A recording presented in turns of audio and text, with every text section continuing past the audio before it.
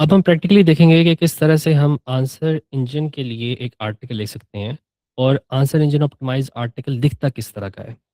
तो 2 तरह के मैंने आपको बताया कि प्राइमरीली आर्टिकल लिखे जा रहे होते हैं। एक जनरल गाइड्स होती हैं जिनके अंदर गाइड टाइप आर्टिकल होते हैं जिनके अंदर 2 से 3 एंगल्स होते हैं, ठीक है? ज़्यादा एंगल्स भी हो सकते हैं और जैसा कि मैंने आपको बताया कि यहाँ पे टीएलडीआर सेक्शन आ रहा होता है। फिर हमारे पास डेडिकेटेड एफमैप के क्वेश्चंस होते हैं जो कि आईसीपी को बुनियाद बना के लेके जा रहे होते हैं, ठीक है? सो दोनों आपके लिए ज़रूरी होते हैं। ये आपके जर्नल ब्लॉग्स होते हैं, ये ट्रेडिशनल वे में ब्लॉग्स लिखे जा रहे होते हैं। We can convert them to AEO friendly articles too. ये भी आपकी रैंकिंग के लिए ज़रूरी होते हैं, आपको लिखने पड़ते हैं। और ये किस तरह के एग्ज़ाम्पल हो सकते हैं? इन आर्टिकल की एग्ज़ाम्पल क्या हो सकती है? Like best top 5 let's say cars, ठीक है? ये इस तरह के होते हैं। अब एफमैप के डेडिकेटेड क्वेश्चन किसी और तरह के होंगे, ठीक है? Can Lamborghini go above 300 kilometre per hour, या आप कह सकते हो कि in how much seconds can Lamborghini reach 100 kilometre per hour. अभी इस पे मैं एक आर्टिकल लिखूँगा, एक बंदा बोलेगा इस पे तो शायद एक ही आर्टिकल लिखा जा सकता है, लेकिन ये एक बहुत ज़्यादा सर्च क्यूरी है, ठीक है? और इसमें आप बता सकते हो कि ये डिपेंड करता है आपके नॉर्मल से। इसमें आप स्टार्टिंग में बता दोगे कि लैम्बोर्गिनी जो कंपनी स्टेट करती है कि 60 सेकंड में, सॉरी 6 सेकंड में या 5 सेकंड में 0 टू 100 जा सकती है। इसमें बताओगे कि कौन-कौन से फैक्टर इसको इन्फ्लुएंस कर रहे होते हैं, आपको क्या ये अलाउ भी है, क्या ये लीगल भी है, क्या आप इसको लेके तो डिफरेंट एंगल्स इस सवाल के अराउंड आप एक आर्टिकल में कवर कर दोगे। ठीक है, तो ये एक एग्जांपल है, ठीक है, कि आपने अपने डेडिकेटेड एफ मैप से एक क्वेश्चन उठाया जो कि आईसीपी को बुनियाद बना के उठाया गया था। आइडियल कस्टमर प्रोफाइल के एक बिगनर बिगनर ये सवाल पूछ रहा होगा, गाड़ियों का शौकीन ऑब्वियसली सवाल नहीं पूछेगा, उसके डिफरेंट और भी सवाल हो सकते हैं, डिफरेंट और भी एंगल्स हो सकते हैं, जो एक्सप्लोर करना चाह रहा हो कि क्या ये लीगल है, क्या इससे आपकी गाड़ी की लाइफ कम हो जाती है, आपको ये करते हैं तो आपके क्या पेट्रोल पे इफेक्ट पड़ता है, या ऐसा करने से कोई खतरा तो नहीं है आपको, और 0 टू 100 एकदम से लेके जाने के लिए क्या आपको कुछ प्रिकॉशंस लेके चलनी है अपने साथ, व्हाटएवर, ठीक है? तो in how much seconds can Lamborghini reach 100 kilometre per hour, ठीक है? उसमें आप बता सकते हैं स्टार्टिंग के अंदर कि it takes up to 6 second, ठीक है? और फिर नेक्स्ट पे बता सकते हो कि कि ये जो चीज़ है ये रोड के ऊपर डिपेंड कर रही होती है, चलाने वाले पे डिपेंड कर रही होती है, लैम्बोर्गिनी की मॉडिफिकेशंस पे डिपेंड कर रही होती है, एग्ज़ॉस्ट सिस्टम किस तरह का है, क्या है? देखो एक जीटीआर गाड़ी होती है जिसकी हेडलाइट उतार देते हैं। एक एक बड़ी एक एग्ज़ाम्पल बताता हूँ, GTR car who's headlight is removed. ये गाड़ियों की हेडलाइट्स रिमूव की जाती हैं एक साइड की, वो इसलिए रिमूव की जाती हैं ताकि एयर फ्लो अच्छा बन सके, ठीक है? ये एक कॉमन प्रॉब्लम है, ठीक है? सो ये है, टिपिकली जो ड्रैग रेसिंग की गाड़ियाँ होती हैं ना, उनके अंदर ना आपकी एक अदद बत्ती ना रिमूव कर दी जाती है, ठीक है? क्यों? ताकि आपको टर्बो चार्जर या वेट वेट रिड्यूस हो जाए और आपको ना एयर फ्लो अच्छा मिले, ठीक है? There is an entire field, अभी आपको पता ही नहीं है, अभी दुनिया पता नहीं कहाँ से कहाँ पहुँच गई हुई है। So the car will look like something like this. There you go, drag racing में शुरू होती हैं, एक बत्ती ना उतारी होती है उन्होंने, ठीक है? तो लोग पूछते हैं ये देखो लाइट उतारी होती है कि उन्होंने, वो एयर फ्लो के लिए अच्छा होता है और आपकी जो चीज़ें होती हैं थोड़ी बेटर हो जाती है। ड्रैग रेसिंग में ज़्यादातर लोग ये काम करते हैं, ठीक है? ये this is how things work, ठीक है? And a lot of guys are gonna have tons of questions around this topic, ठीक है? बताना नहीं चाह रहा हूँ कि बच्चे कहते हैं आप गोल्डफ़िश खेलते हैं तो गोल्डफ़िश से थोड़ा-सा बाहर आ जाएँ, मैंने कहा चलो गोल्डफ़िश से बाहर आ जाते हैं। तो there is a lot of things in car too, I can go long and long on cars topic, I can go long and long in pets topics, ठीक है? ये डिपेंड करता है आपका एक्सपोज़र क्या है, आप कितना डिटेल में किस टॉपिक में जा गए थे, ठीक है? इसलिए एफमैप को वैलिडेट आप इतनी आसानी से कर नहीं सकते।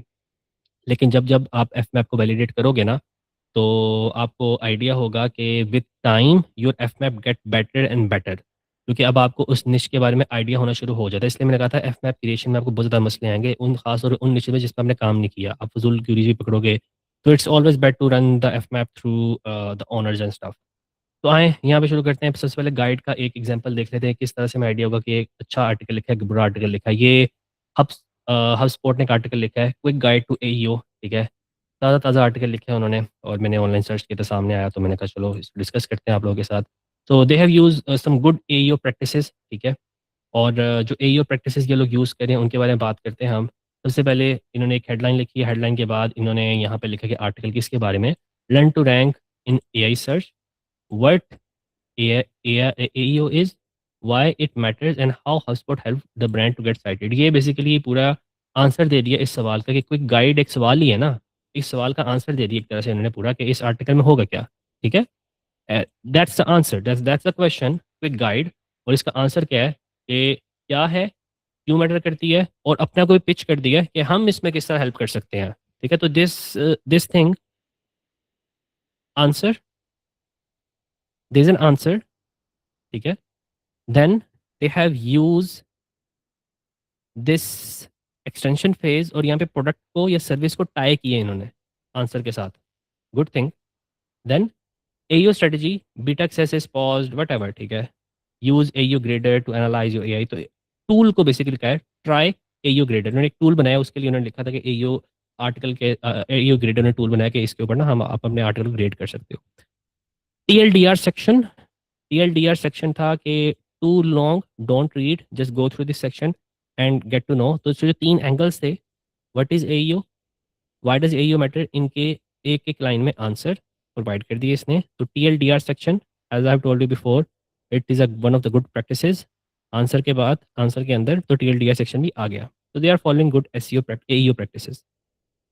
फिर एक सवाल जो कि प्राइमरी सवाल था एईओ का, उसका क्रिस्प आंसर लिखा है, what is AEO, answer engine optimisation is the best practice structuring content so AI platform can give direct answer to queries instead of just listing links.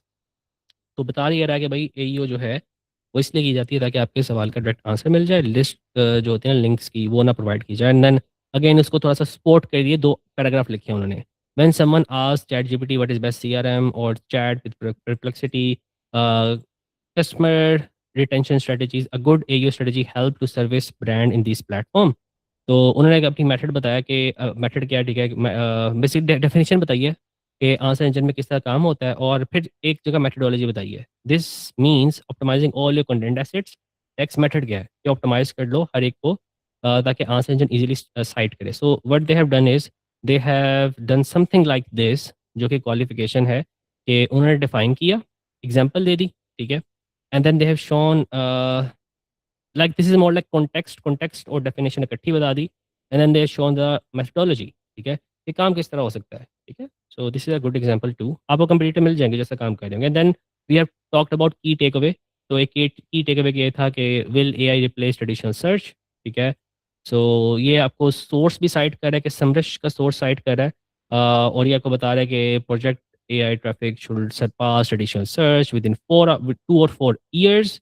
तो अपने को अथॉरिटी शो करते हुए facts का use कर रहा है, फिगर्स का यूज़ कर रहा है, ठीक है? So it is a good AEO practice you could use too. How is AI different from SEO, एक और एंगल, ठीक है? जो बंदा ये ढूंढ रहा होगा वो ये भी ढूंढ रहा होगा कि एआई एईओ एसईओ से किस तरह डिफरेंट है। सो अगेन डिफरेंट सेक्शन आया, क्रिस्प आंसर, सॉलिड आंसर दिया, फ्लफ नहीं डाला। एसईओ मैयर ये करता था और एसईओ ये करती थी, एईओ ये करता था, ठीक है? सो आपका यहाँ पे डिटेल उसने बता दिया। तो दे आर कॉम्प्लीमेंट्री, ठीक है? कह रहे दोनों के दोनों ज़रूरी हैं, आंसर उसने दिया है। और क्रिस्प देने के बाद उसने एक छोटा सा एलेबोरेशन के लिए एक क्रिस्प वे में टेबल बता दिया है। तो टेबल इज़ गुड टू, ठीक है? फैक्ट्स एंड फिगर बता दिए उसने।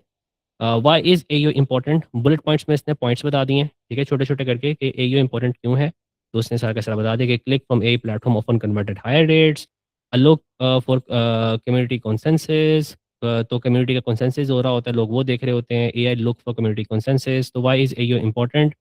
तो उसके बाद आता है ब्रांड परसेप्शन होती है, वो फिर लिमिट नहीं रहती है, ठीक है? फेमिलियर टैक्टिक्स होते हैं, न्यू चैनल्स वगैरह। तो आपको ना सिर्फ चीज़ें बता रहा है कि रिसर्च स्टार्ट विद एआई, ठीक है? वगैरह के लोग रिसर्च स्टार्ट करते हैं टॉपिक के ऊपर एआई से, तो ए वो बेसिकली इसलिए इंपॉर्टेंट है कि एआई से रिसर्च स्टार्ट होती है। Then what are the best practices for AEO. अब देखो चीज़ें, सवाल बहुत ज़्यादा हैं, लेकिन व्हाट इज़ एईओ बस डिस्कस किया है इसने। And why does AEO matter, क्या इसने ये डिस्कस किया है कि how is AEO different from SEO? नहीं। तो there is a different between table of context and TLDR, ये छोटा सा फ़र्क है। You can have table of context to, like ये टेबल ऑफ कॉन्टेक्स्ट है 1 2 3 4, तो ये एक हाइब्रिड आर्टिकल है। They are doing pretty good actually, क्योंकि इन्होंने बेस्ट ऑफ बोथ वर्ल्ड पकड़ा है। इन्होंने टेबल ऑफ कॉन्टेक्स्ट भी पकड़ा है 1 2 3 4, and then they have TLDR section 2, the core the important points they have explained in one line, answer of each section, each major angle, bigger angle. और ये दोनों linked हैं, ये दोनों इकट्ठे थे, why is AEO important, तो ये दोनों इकट्ठे थे। अब इससे जरूरत नहीं कि इन्होंने वही कीवर्ड यहाँ पर उठा के लिख दिया, उन्होंने कीवर्ड भी थोड़ा चेंज किया है।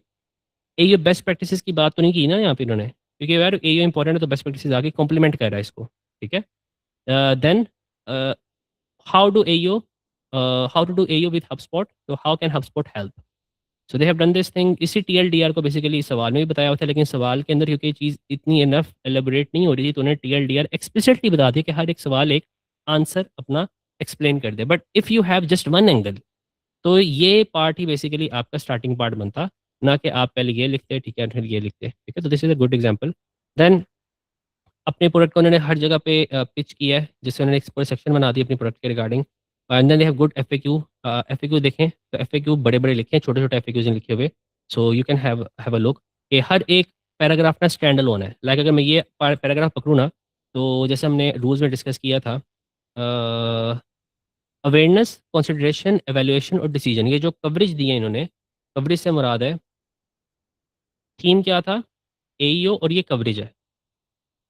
एक बंदा जो अवेयरनेस फेज़ के अंदर है, अवेयरनेस फेज़ के अंदर है, वो प्रॉब्लम से अवेयर हो रहा है, उसका प्रॉब्लम का थोड़ा बहुत पता चल रहा है कि यार प्रॉब्लम क्या है, कि आंसर इंजन वर्सेस SEO क्या हो रहा है भाई, कैसे हो रहा है। तो पहले सवाल क्या था उसका, सवाल ये था कि भाई AEO क्या है, ठीक है। So here we go, AEO क्या है, एंड देन अवेयरनेस के अंदर ही अंदर उसके सवाल को उजागर हुए कि AEO क्या था। उसका सवाल था अवेयरनेस का, कि मैं पहले AEO जान लूँ, एंड देन कुछ सवाल उजागर होना शुरू हो गया उसके दिमाग के अंदर कि यार AEO वर्सेस SEO, तो थोड़ा सा वो कंसिडरेशन फेज में जा रहा है, कंसिडर कर रहा है AEO को कि यार SEO से किस तरह डिफरेंट है, वो पार्ट आ गया। एवेल्युएशन कर रहा है कि भाई AEO करूं भी कि ना करूं, क्या ये इंपॉर्टेंट भी है, तो he is doing evaluation too, awareness, consideration, valuation and decision में अपने आप को पिच करते कि भाई AEO हबस्पॉट से कैसे किया जाए, हबस्पॉट बताएगा आपको, हबस्पॉट से करवा लो AEO, ठीक है। AEO best practices basically decision था उसका, कि AEO की बेस्ट प्रैक्टिसेस क्या थी, तो वो जान ली इसने, और उसके साथ ही साथ उसने अभी प्रोडक्ट भी पिच कर ली। तो ये दोनों डिसीजन मेकिंग में है, इवैल्यूएशन में है, कंसिडरेशन में है, अवेयरनेस में है। तो एक आर्टिकल का फ्लो ऐसे ही चलता है। हम एक आर्टिकल के अंदर ये 4 फनल्स के अंदर कह सकते हैं कि इस सवाल का जो जवाब है वो इस 4 स्टेज से होके मिलता है, और इस 4 स्टेज से होके ही आपने एक आर्टिकल की कवरेज प्रोवाइड करनी है, ठीक है। और हर एक पैराग्राफ स्टैंड अलोन है। लाइक अगर मैं इस पैराग्राफ को पढ़ लूँ ना, तो मुझे आइडिया होगा कि दूसरे पैराग्राफ मतलब कि ऊपर वाला कंटेंट क्या था या नीचे वाला कंटेंट क्या था। इसके बगैर भी ये पैराग्राफ कुछ ना कुछ सेंस बना रहा होगा, ठीक है। सो जो हमने बात की थी कि की टेकअवेज़ होते हैं, और यहाँ पे आपका हर एक पैराग्राफ स्टैंड अलोन होता है। सो वो चीज़ें यहाँ पे हमें नज़र आ रही हैं, सही है। चलो, यहाँ पे आते हैं एक और आर्टिकल से। अब ये जो आर्टिकल है ये डेडिकेटेड आर्टिकल है, ठीक है। So let's see this article, here we go. यहाँ पे डेडिकेटेड एफमैप क्वेश्चन था, ICP के पॉइंट ऑफ व्यू से लिखा गया है। तो ये इसमें क्या है, इसमें लिखा है कि क्या हम AI चैटबॉट बना सकते हैं जो कि ऑटोमेटिकली अपडेट्स ले जब भी मैं न्यू आर्टिकल डालूँ, ठीक है। तो ये एक यूज़र का जनरल क्वेश्चन हो सकता है अवेयरनेस फेज़ में, क्या मैं ऐसा एक AI चैटबॉट बना सकता हूँ?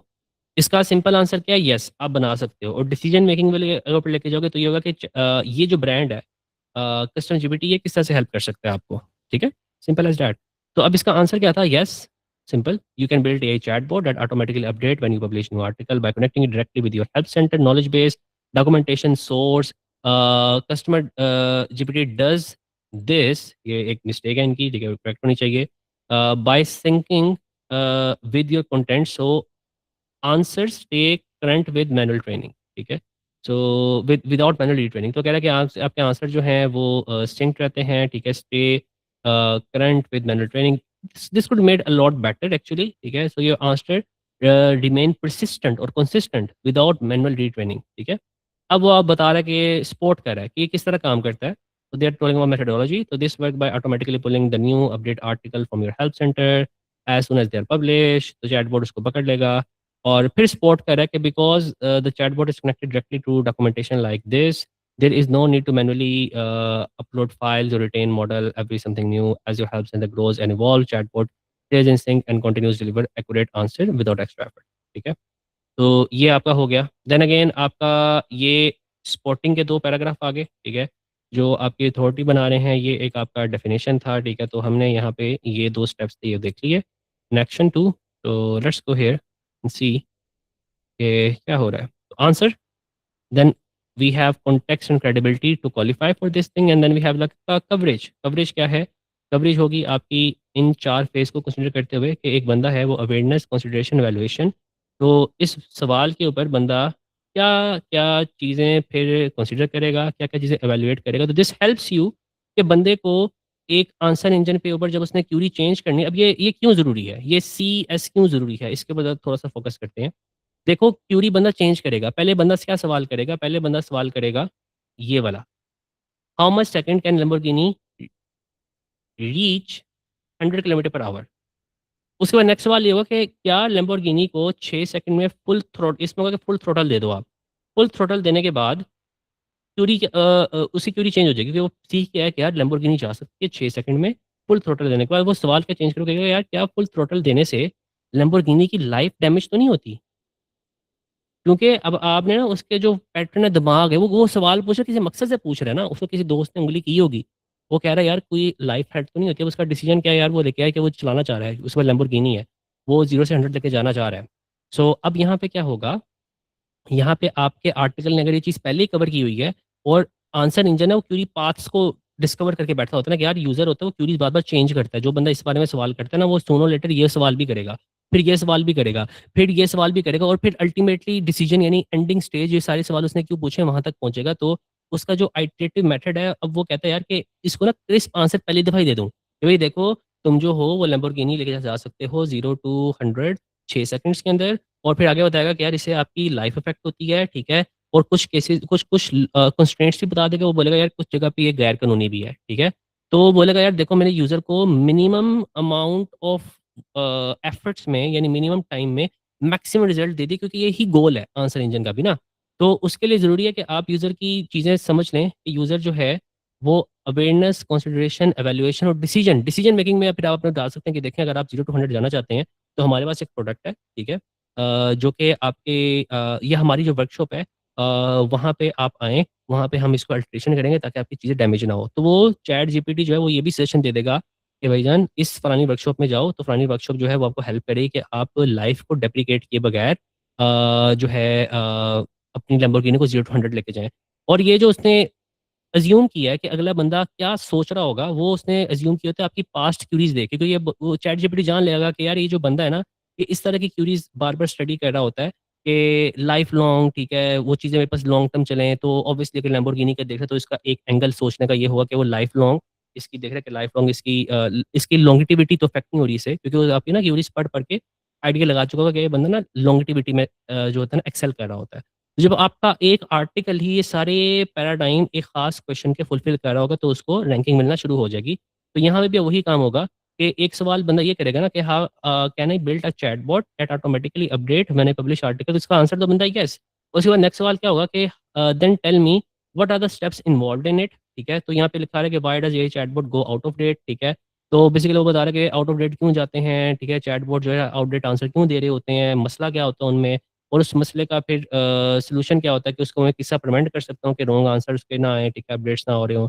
फिर व्हाई डू चैट जीपीटी अगर अपनी बात करें कि why do custom GPT why use custom GPT for auto updating chatbots? तो अपने बारे में बात करें कि भई आप कस्टम जीपीटी यूज़ कर सकते हैं फॉर ऑटो अपडेटिंग चैटबॉट्स, ठीक है। तो यहाँ पे ना वो सारे के सारे एंगल्स को डिस्कस करते हुए एक प्रॉपर फनल से लेके जा रहा है, अवेयरनेस, कंसिडरेशन, इवैल्यूएशन और डिसीजन। तो डिसीजन क्या चल रहा है इसका? डिसीजन में आप अपना घुसा सकते हो, ठीक है, पूरे आर्टिकल का टेक अवे भी होता है। सो ये अब आपको सोचना पड़ता है कि जो पाइपलाइन है ये आपको बनानी होती है कि एक आर्टिकल में अवेयरनेस, कंसिडरेशन, इवैल्यूएशन और डिसीजन ये चीज़ें आंसर कर दी जाएँ। सो वंस ये आप काम करते हो then you use some third party plugins to check कि भाई इसकी हेडिंग्स H1 H2 सब ओके हैं, की टेकअवेज़ भी हैं, टेबल्स भी हैं यहाँ पे, ठीक है, फिर कुछ एफएक्यूज़ भी हैं, समरी में उसने बता दिया you can build chatbot automatically update करता है, कनेक्ट करता है, कस्टम जीपीटी अपनी प्रोडक्ट को उसने डाला हुआ है, ठीक है, ये कस्टम जीपीटी यहाँ पे अपने आप को डाला हुआ है। Then again they have like different questions FAQs आ रहे हैं यहाँ पे। So we get to know कि यार हमारे पास बोल्ड क्लेम्स हैं यहाँ पे, क्लेम्स हैं कि क्लेम्स बोल्ड किए हुए हैं, ठीक है, तो we can see the bolding somewhere, ठीक है। बोल्डिंग नहीं हुई लेकिन आप क्लेम्स को बोल्ड भी कर सकते हैं। यहाँ पे एंटी हेलुसिनेशन के पेज को इंटरनल लिंक किया हुआ है, कुछ एक्सटर्नल लिंक किया होगा इन्होंने, ठीक है, डिफरेंट पेजेस को, ठीक है। They can have like a lot of things that they could have done to improve this article. इसको बहुत बेहतर बना सकते थे। खैर, मकसद क्या था बताने का? मकसद ये था कि आप इज़िली देख सकते हो कि आर्टिकल आंसर इंजन के पॉइंट ऑफ व्यू से लिखा गया है, ये एसईओ के पॉइंट ऑफ व्यू से लिखा गया है। मोस्ट ऑफ द टाइम ये कंपोनेंट्स इसके बियॉन्ड भी जा सकते हैं। हम इसको जो है ये सारे कंपोनेंट फॉलो कर लो, आपका जो आर्टिकल बड़ा तगड़ा बनेगा। अवेयरनेस, कंसिडरेशन, एवैल्यूएशन, डिसीजन, ठीक है? इसके पॉइंट ऑफ व्यू से आपको आर्टिकल लिखना है। तो this is how you practically right for AEO. आपको यहाँ पे इन्हीं सेगमेंट्स को फॉलो करना है, अवेयरनेस, कंसिडरेशन, एवैल्यूएशन, डिसीजन को। फॉर कवरेज पहले आंसर दे दें, ठीक है? इंटरनल लिंक कर रहे हों, अच्छे रिसोर्सेज़ को साइट कर रहे हों, फैक्ट्स बताएँ, फिगर्स बताएँ, हर एक सेंटेंस जो है वो किसी हद तक स्टैंड अलोन भी रह रहा हो, मतलब ऐसा ना हो कि उसको स्टैंड अलोन की समझ ही ना आए। आप बोलें यार ये तो समझ ही नहीं आ रही, पहले मुझे कॉन्टेक्स्ट बताओ, पहले मुझे 2-3 पैराग्राफ ऊपर वाले बताओ। तो वो जो चीज़ें हैं फिर आपको यहाँ पे चाहिए नहीं होती, ठीक है? Then again you need to have some FAQs, किसी डिसेंट एफएक्यूज़। एफएक्यूज़ बड़े इंपॉर्टेंट होते हैं। एफएक्यूज़ लिखना सिखाऊँगा मैं आपको नेक्स्ट सेशन में कि एफएक्यू किस तरह लिख सकते हैं। यहाँ तक जो है हमने इसकी बेसिकली आइडियोलॉजी देख ली है कि एक आर्टिकल अच्छे से हम किस तरह लिख सकते हैं। तो now let's meet in the next session.